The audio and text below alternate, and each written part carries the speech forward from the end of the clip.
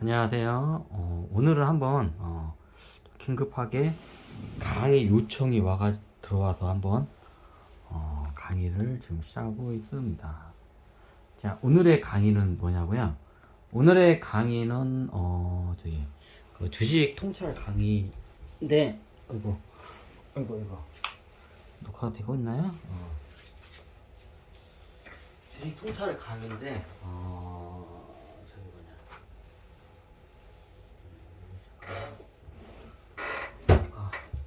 오늘의 강의는 자산입니다. 어떻게 보면 주식을 강의하는 데서 굉장히 기초적인 거죠. 자산. 뭐 굳이 주식을 우리가 통찰 강의를 안 해도 이거는 아주 기본 중에 기본인 내용인데 학교에서도 안 가르쳐요. 이건 진짜 초등학교 때부터 이거 사칙 연산을 배우면 이거 같이 가르쳐야 하는 건데 이걸 안 가르쳐요. 굉장히 중요해요. 하다못해 여러분들의 가계부나 자산을 이거를 본인의 자산을 분석하는 데 있어서도 이거는 다 똑같이 적용이 돼요. 근데 제가 올리는 게 주식 통찰 강의이기 때문에 회사를 분석하는 입장에서 자산에 대해서 한번 강의를 하겠습니다. 자산에는 크게 세 가지로 나눠요. 총자산과 부채, 순자산. 총자산과 부채, 순자산. 이런 말 하시면, 아니, 부채가 빚인데 부채가 어떻게 자산이에요?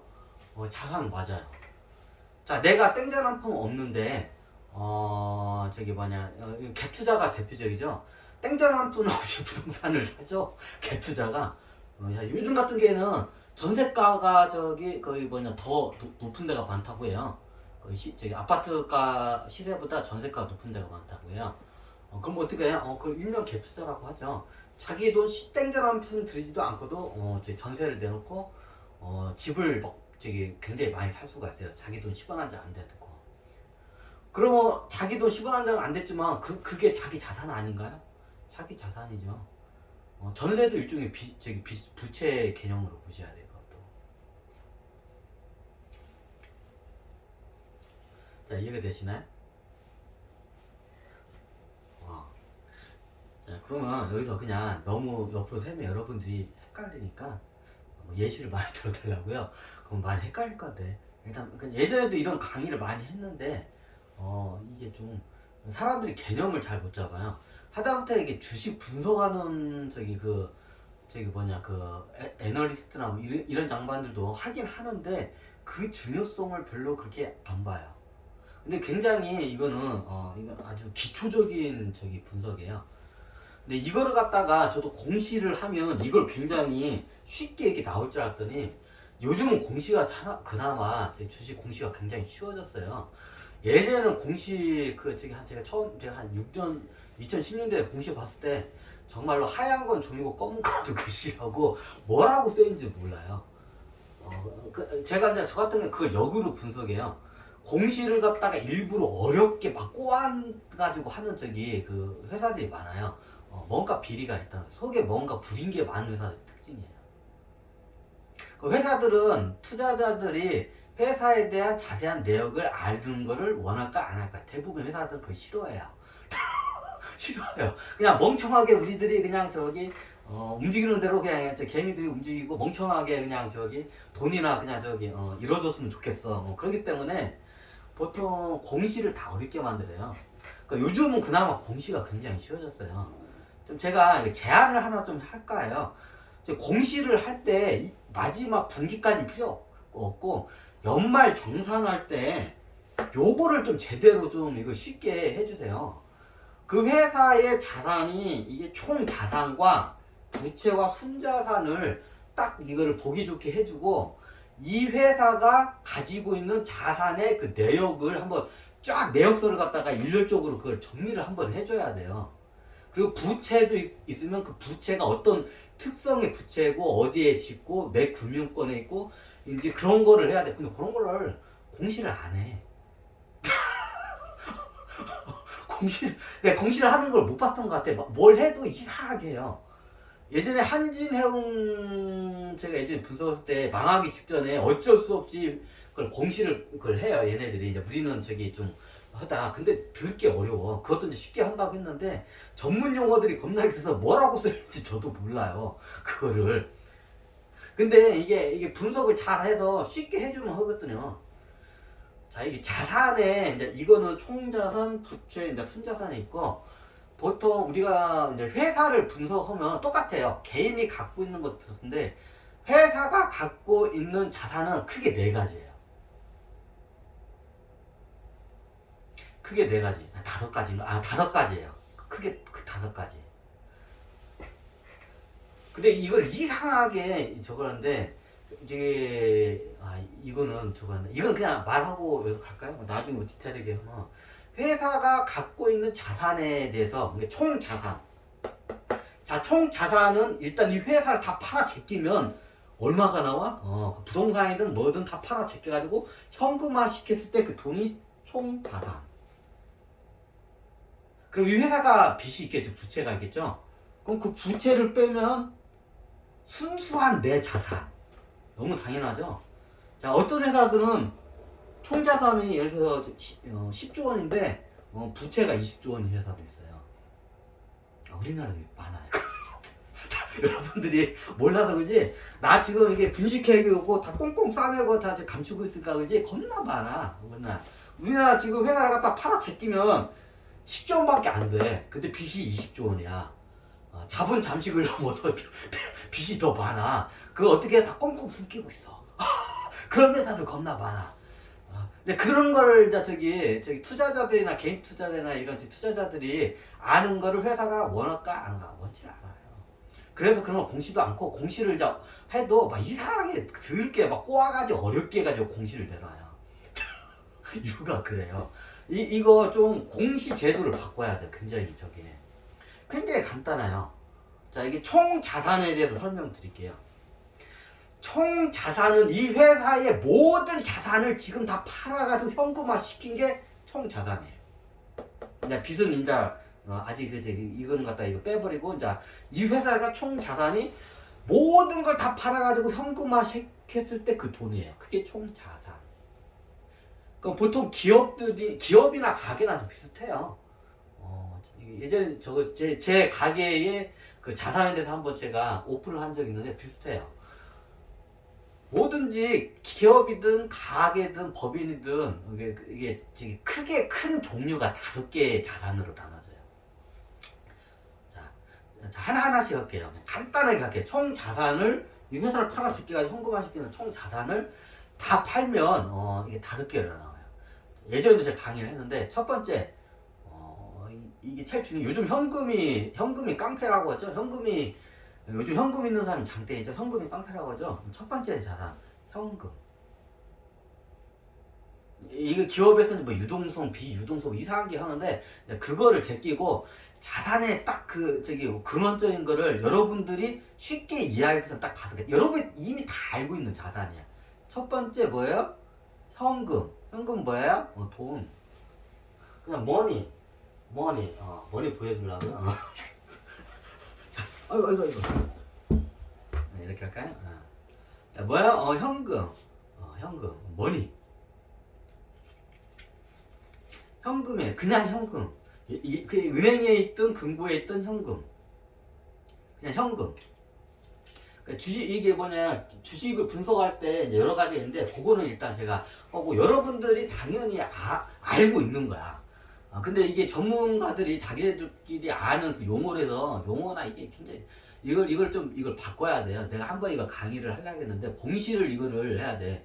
이 회사가 갖고 있는 자산이 뭐가 있는지를 갖다가, 그 그룹을 먼저 이거를 여러분들 파악해야 돼요. 근데 그걸 얘네들이 회사한테 그걸 잘 안 해요. 왜? 투자자들이 회사의 자산이나 그 현황에 대해서, 회계 현황에 대해서 아는 거를 꺼려해요. 꺼려해, 보통. 나중에 주주총회 오면 이제 아는 게 많으면 이제 이 있습니다 몇 번 더 이러면 짜증이 나니까 투자자들이 회사에 대해 갖고 있는 자산에서 많이 아는 걸 꺼려해. 그리고 자산에 대해서 잘 알면 어떻게 되냐면 나중에 자산을 갖다가 헐값 매각을 해요. 여러 예전에 터졌죠. 예를 들어서 어떤 A라는 이 자산이 있어. 예를 들어서 여기 자산이 있어. 이 탱크라는 자산이 있어. 탱크. 여기 동산 자산이 있어. 근데 얘가 이게 나중에 저기 뭐냐 이게 어떻게 되냐? 얘가 시중에서 이 자산이 한 저기 100만 원의 가치를 해. 예를 들어서 그래요. 100만 원의 가치. 100분율적으로 설명을 시켜서 100만 원을 가져오는 거예요. 100만 원을 해. 근데 어떻게 해요? 이걸 갖다가 현지 저건데 회계 장부에는 이걸 갖다가 1000만 원으로 올리는 사람도 있고 10만 원에 올리는 사람도 있어요. 보통 경영자들이 다 장난해. 10만 원에 올려놓고 나중에 뭐냐? 이게 시가는 이게 100만 원짜리인데 10만 원에 올려놓고 나중에 어떻게 해요? 팔아요. 그럼 보통 이게 페이퍼 컴퍼니라고 하는데 페이퍼 컴퍼니에다 팔아요. 유령회사라고 해요. 일명 페이퍼 컴퍼니는. 뭐 유령회사는 보통 이게 경영진이나 그 손자나 저게 걔네들 있어. 그러면 회사의 자산이 이게 100만 원짜리야. 누가 봐도 이게 지금 시세가. 근데 이게 10만 원으로 그냥 책정을 해놔. 그러다가 어느 순간에 팔아버려. 10만 원에. 페이퍼 컴퍼니에다 자기 손자 회사에다가 그러면 손자에다가 100만 원짜리 같이 10만 원 팔아서 어떻게 해요? 합법 이게 그냥 저기 주주들을 속여가지고 회사 돈을 횡령을 해. 그런 식으로. 그래서 주주들이 회사의 자산에 대해서 되게 잘 아는 거를 싫어해요. 모든 대한민국 CEO도 대한민국 재벌이나 경영진뿐만 아니라 전 세계에 있는 모든 CEO나 경영진 다 싫어해. 주주들이. 그래서 내가 이번 기회에 이걸 한번 좀 설명을 드렸는데 공시하는 거를 좀 이걸 바꿔야 돼요. 굉장히 어렵게 나왔어요. 근데 자산이 굉장히 종류가 딱 5가지로 여러분이 이미 알고 있어요. 자, 총 자산의 저거선물서라고요? 이거는 이게 그냥 설명하고 나중에 이게 많이 더 저기 강의 신청이 더 들어오면 그때 할게요. 자, 총 자산은 첫 번째 현금, money. 자, 두 번째 동산. 자, 동산은 이 계산기도 동산이고, 자, 저도 저기 컨텐츠 사업을 해요. 이 계산기도 동산이고, 우리 곤이 얘도 동산이고, 여기는 저기 마이크도 동산. 이게 몇만 원짜리밖에 안 돼요. 동산은 동산이에요. 저기는 카메라도 동산이고, 여기는 모든 촬영 장비들이 다 동산이에요. 자, 컨텐츠 사업을 인해서 꼭 필요한 동산들이에요. 자, 이게 두 번째 동산이에요. 현금 동산. 자, 그 다음 동산 반대가 뭐냐면 부동산이죠. 네. 세 번째 부동산. 네. 부동산은 말 그대로 움직이지 않는 재산.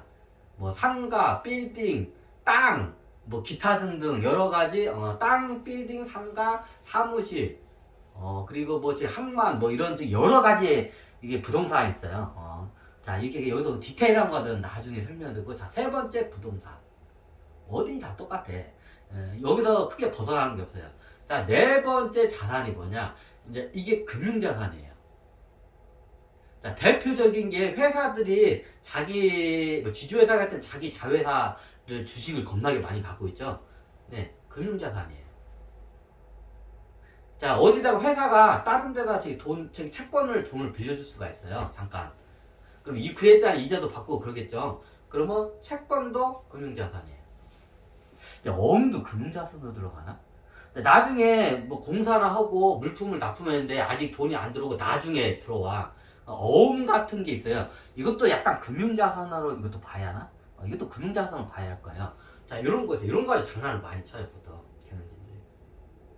자, 금융자산. 자, 여기죠. 그럼 회사가 보험을 들었어. 빌딩이나 공장에 화재 보험을 들었어. 그러면 보험도 금융이에요. 네, 보험 금융자산.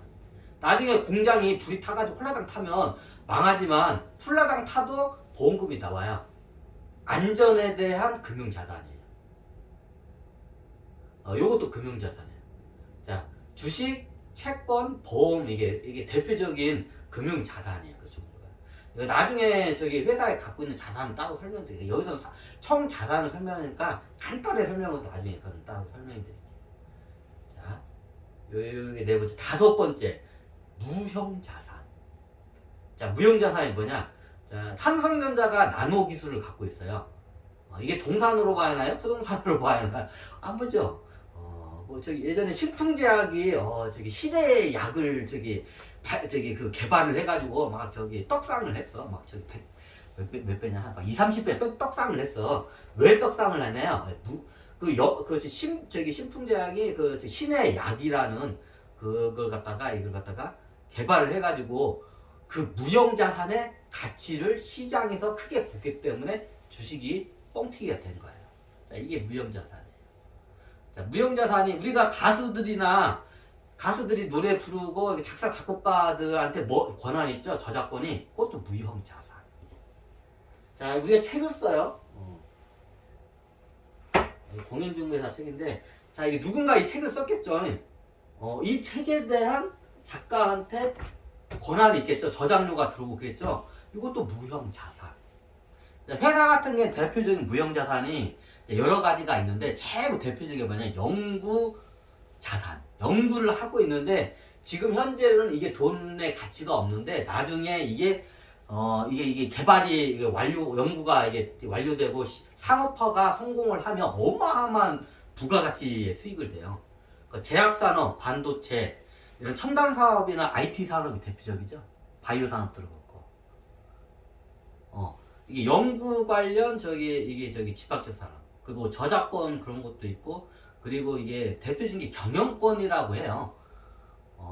한 예로 예전에 한진해운이 어디 영업권을 갖고 있는데 그 돈을 대하는데 나중에 그걸 그냥 줘버렸어. 돈도 안 받고. 근데 나중에 해운 업체가 잘 되니까 천문학적인 돈을 제시해도 그걸 안 팔아. 그 옛날에 공짜로 가져가나 했더니 이게 영업권이에요. 영업권도 일종의 그것도 무형자산으로 들어가요.